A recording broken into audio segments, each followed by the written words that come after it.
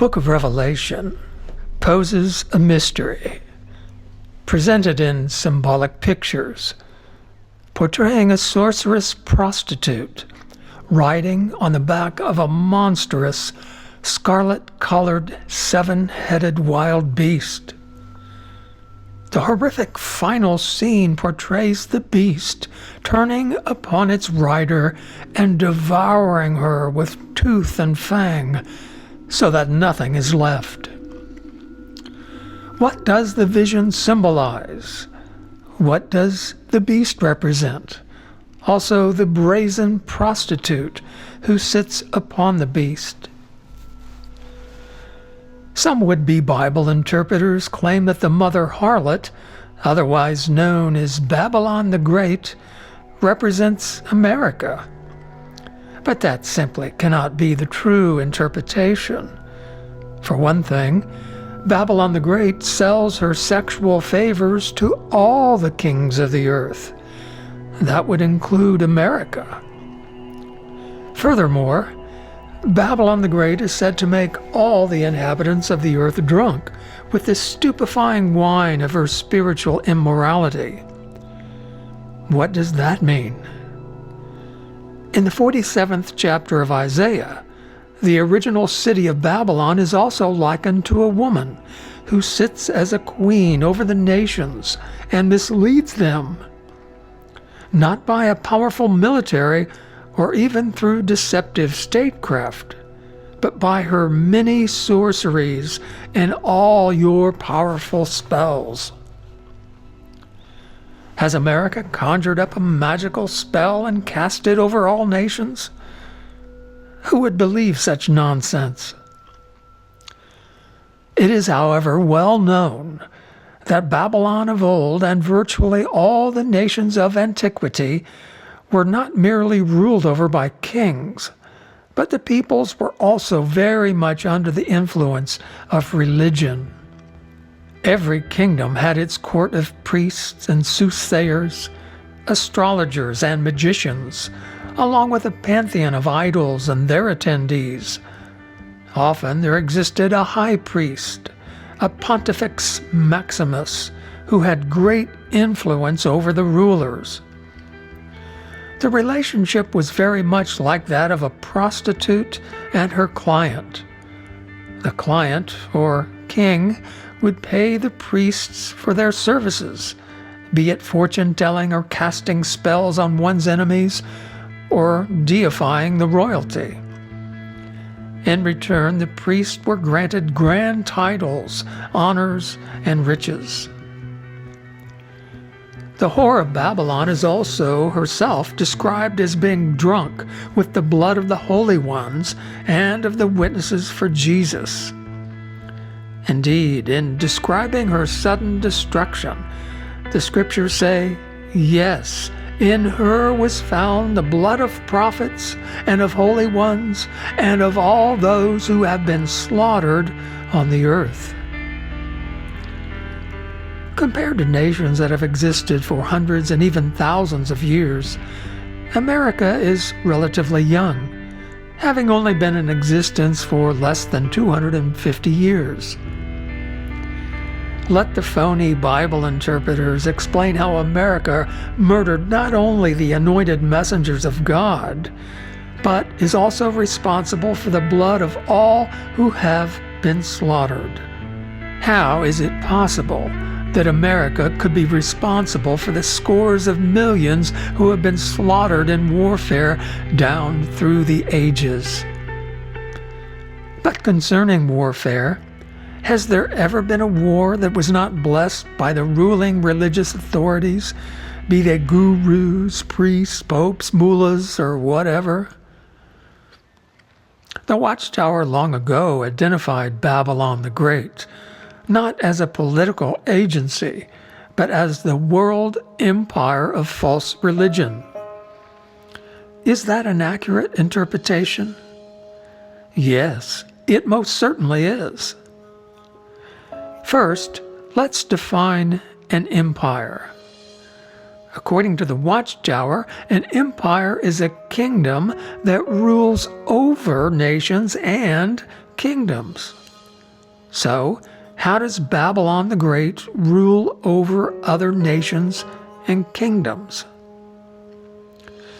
While the work of Alexander Hislop, called The Two Babylons, is a valuable tool to connect the demon-worshipping mystery cult of Babylon with the Vatican and Catholicism, the similarities being stark and undeniable, still, the Vatican, although wielding considerable political clout today, even being represented in the United Nations in an observer capacity, an advantage no other organized religion has, Catholicism cannot be said to influence all the nations. How could it? Consider, about 1 billion persons now living are classed as Catholics. That's a lot of people. But it is only a small percentage of the total population. More than 1 billion people also identify themselves as Muslim. What influence does the Vatican have over the hundreds of millions of Muslims? Virtually none. While the Pope of Rome and a mullah were recently involved in a smooch session, everyday Muslims couldn't care less about such things. So the Vatican cannot be the city that has an empire over the kings of the earth, as many other would-be Bible interpreters claim. Both Catholicism and Islam, along with Hindu, Buddhism, Jewry, hundreds of Protestant denominations, sects, and cults that have ultimately splintered off from the Catholics, including Orthodox, Lutheran, Mormons, the Church of England and all of its spin-offs, even Wicca and New Agers. They are all the daughters of the mother harlot.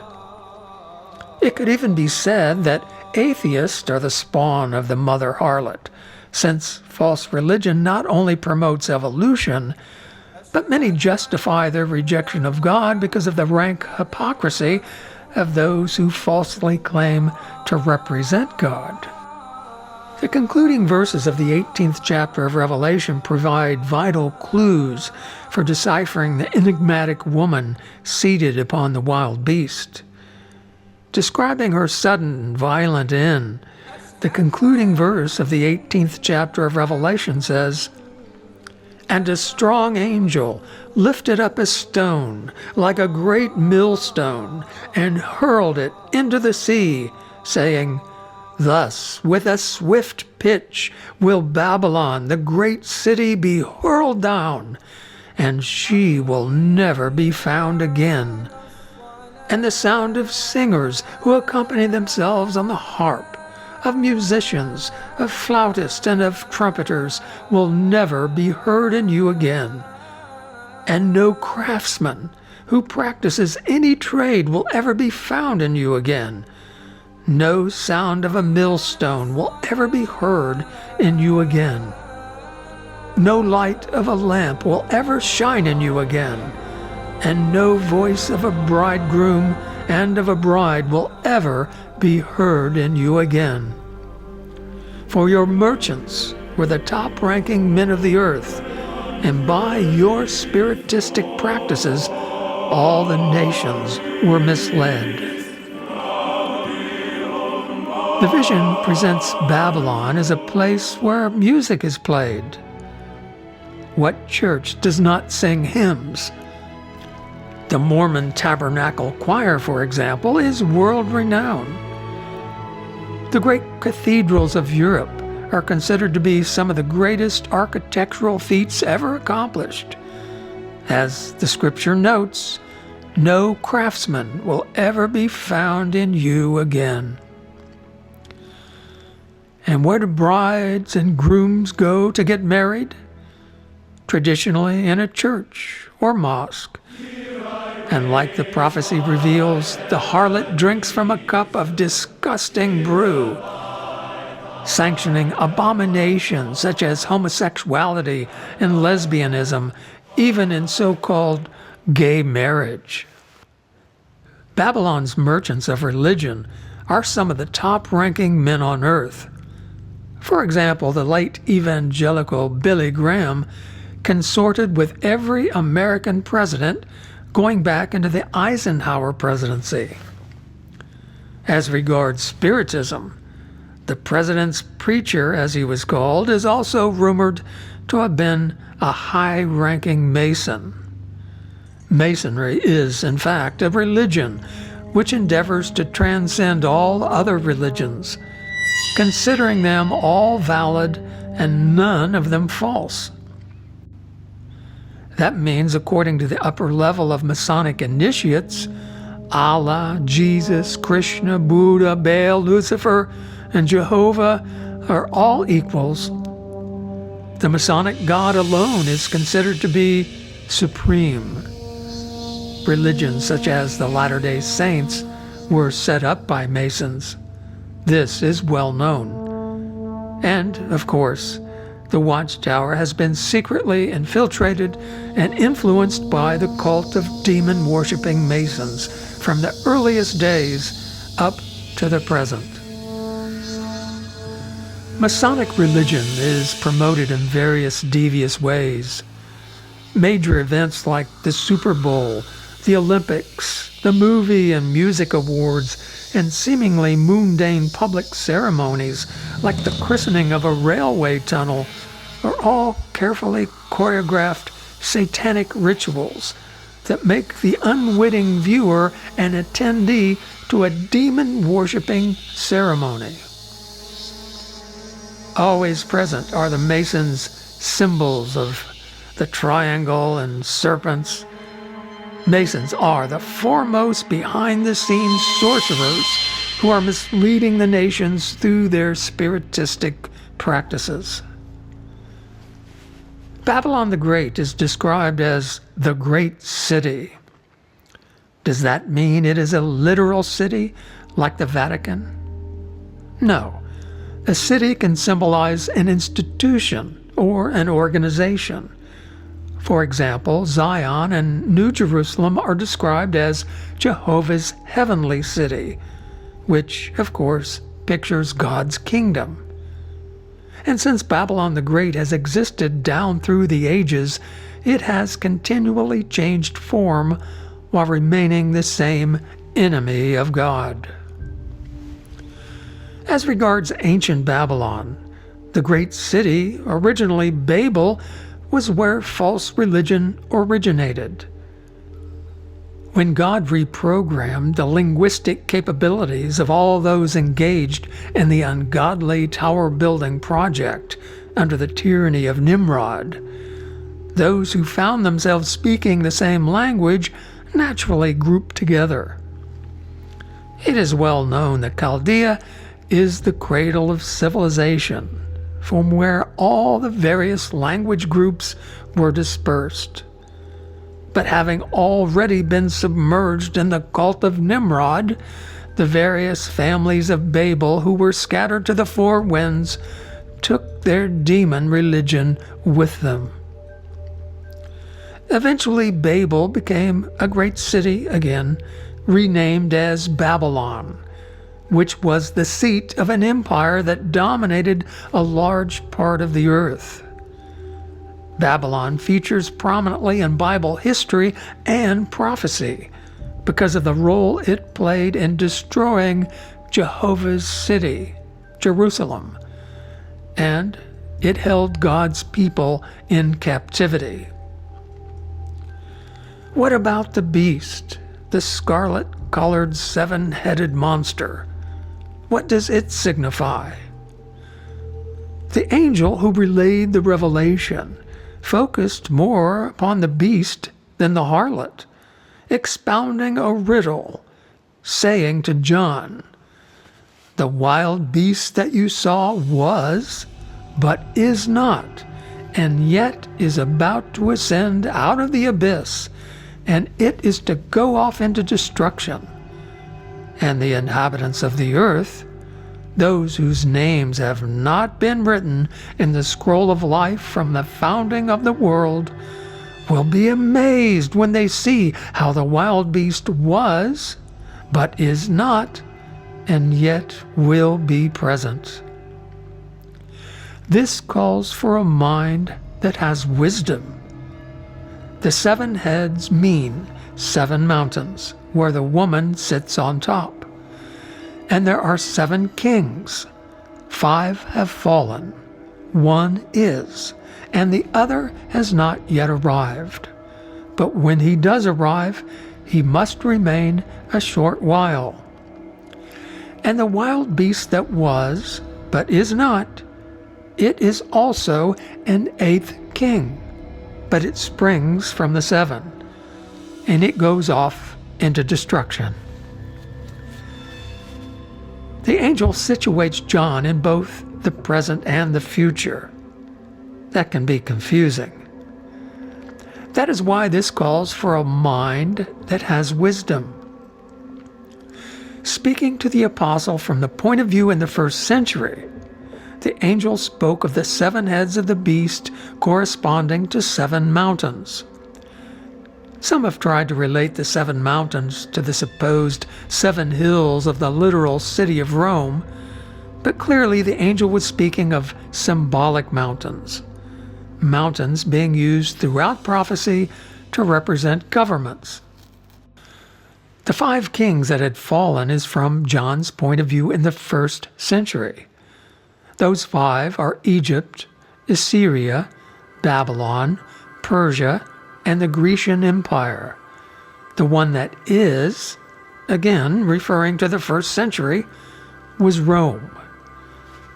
Rome ruled Europe long after the formal empire was dissolved by means of the Holy Roman Empire, the Vatican. The one coming from the perspective of the first century is the present-day Anglo-American dyad. Interestingly, the regent of the British Empire is also the head of the Church of England. Their short period of time is nearly up. However, what about the 8th king? The angel spoke in a riddle as if from the period when the beast does not exist, when he said, "The wild beast that you saw was, but is not, and yet is about to ascend out of the abyss, and it is to go off into destruction." Having been transported to the events of the Lord's day, although physically John lived in the first century, in vision he was an observer of the extraordinary interval when Satan's wild beast is not, meaning that it does not exist at that point in time. Has there ever been a period in history when the political system did not exist? Of course not. This means that the 8th king has not emerged from the abyss. In fact, the 8th king does not presently exist, saying that it only becomes the 8th king after it ascends from the abyss.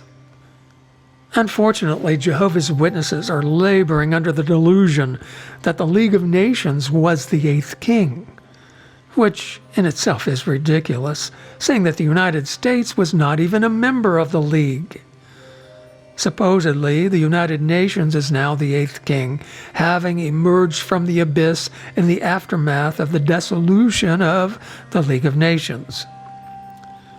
But if Jehovah's Witnesses were not under a powerful deluding influence, they could easily disprove the Watchtower's teaching. How so? Because the angel said that the inhabitants of the earth, those whose names have not been written in the scroll of life from the founding of the world, will be amazed when they see how the wild beast was, but is not, and yet will be present. Not having one's name written down in Jehovah's Book of Life is some really bad news. It means that those persons have no hope of life, of salvation, that they have been sentenced to everlasting death, a death where there is no resurrection. But are we to believe that the rapidly dwindling post-World War II generation who may have thought that the League of Nations or the UN was a good idea have already forfeited their lives? Another error that prevents Jehovah's Witnesses from comprehending the truth regarding the eighth king is that the Watchtower actually teaches that there are two separate seven-headed wild beasts that rule concurrently. So, while the one beast was supposedly in the abyss during World War II, the other seven-headed beast was fighting it out with itself. How preposterous. In truth, there is only one seven-headed symbolic beast. The mortal wound inflicted upon the ruling head of the beast is also symbolized as the entire beast going into the depths of the abyss. That is why in the 13th chapter, the beast that recovers from death is admired by those who do not have their names written in the book of life, instead being tattooed with the 666 mark of the beast. Indeed, in the 11th chapter, the beast is described as emerging from the abyss to kill God's two witnesses. But alas, the Watchtower teaches that two different beasts ascend from two different abysses. How sensible is that? The Watchtower's interpretation is wholly artificial. No doubt the work of the demon-worshipping Masons within the leadership. Since the beast has not been killed, nor has it recovered, symbolized by its emergence from the abyss, neither has the eighth king come into existence for its preordained 1 hour. That means that the harlot has not taken its seat on the scarlet beast. The scarlet color would seem to distinguish the beast after it emerges from the abyss. What form will the yet-to-be-present beast take? Ironically, more than likely, it will be the United Nations, but not the impotent organization of today. The fact that Revelation portrays the kings of the earth giving their authority to the eighth king would strongly suggest the end of national sovereignty and the imposition of world government, most probably global communism. And what about the harlot? Saying that London has deployed the cult of Masons to promote world government and the United Nations, as well as to promote Satan worship, the post-nation-state UN may recognize the Masonic God as the world's religion, compelling all religions to enjoin, thus officially enthroning Satan the devil as the only God, which was the original intent at Babel long ago. This means that the call to get out of her, my people, has not been sounded. First, the people of God must themselves go into spiritual captivity, and the iniquitous harlot will then truly become drunk with the blood of the holy ones and the witnesses of Christ's presence. At his second coming, Jesus will become the liberator of those who heed the command to get out of her, my people. Then the beast will dispose of the harlot known as Babylon the Great, because Jehovah God, who judged her, is strong.